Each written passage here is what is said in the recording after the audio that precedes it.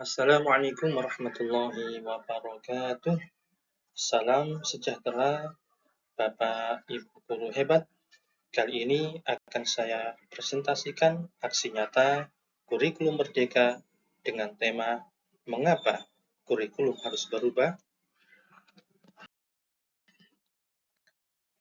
Sebelum kita membahas tentang jawaban atau argumen dari mengapa kurikulum harus berubah, terlebih dahulu kita lihat pengertian dari kurikulum.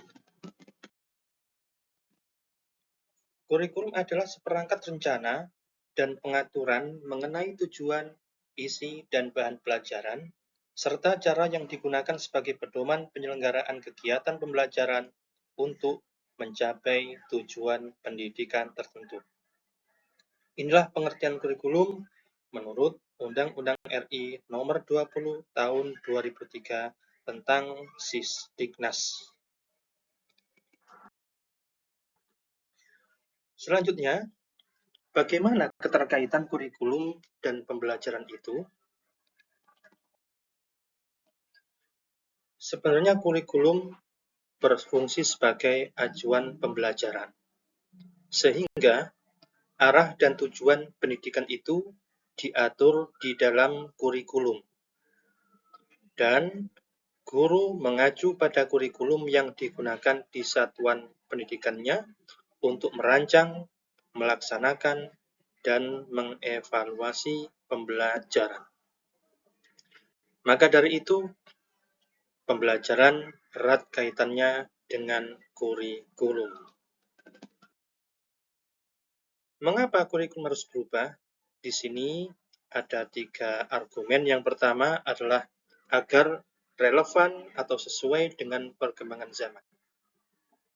Sayyidina Ali radhiyallahu an 1400 tahun yang lalu pernah berkata, ajarilah anakmu sesuai dengan zamannya. Menurut Sayyidina Ali, cara mendidik anak hari ini mungkin dengan hari besok atau bulan besok atau tahun depan itu sangat berbeda. Demikian juga menurut Ki Hajar Dewantara, beliau menyampaikan tentang teori kodrat zaman, yakni potensi manusia, potensi peserta didik itu berubah sesuai dengan kondisi sosial, budaya, pendidikan yang ada karena perkembangan zaman. Singkat dapat kita pahami, potensi berubah sesuai perkembangan zaman. Bapak Ibu guru yang hebat, zaman ini kita dilibatkan dengan teknologi yang berkembang, sehingga gadget, internet menjadi alat dan sumber belajar. Dalam pembelajaran sering kita menggunakan basis IT. Demikian juga ketika kita memberikan assessment, melaksanakan assessment atau penilaian kepada peserta didik, kita gunakan internet, kita gunakan aplikasi, kita gunakan e-learning, yang mana semuanya itu adalah dari tantangan zaman. Demikian pula apabila peserta didik itu ingin mempelajari tugas-tugas yang ada, salah satu alternatif selain bahan ajar yang ada di e-learning atau yang memang sudah offline, bisa mencari di Google Internet. Selanjutnya, yang nomor 2, argumen mengapa kurikulum harus berubah untuk menyiapkan generasi masa depan sesuai dengan tuntutan dunia global. Mengapa demikian? Karena dilatar belakangi oleh semua satuan pendidikan yang harus mengejar target pembelajaran yang ditentukan oleh pemerintah pusat. Ada kalanya susah untuk tercapai. Guru pun juga ngos-ngosan kesulitan. Mengapa demikian?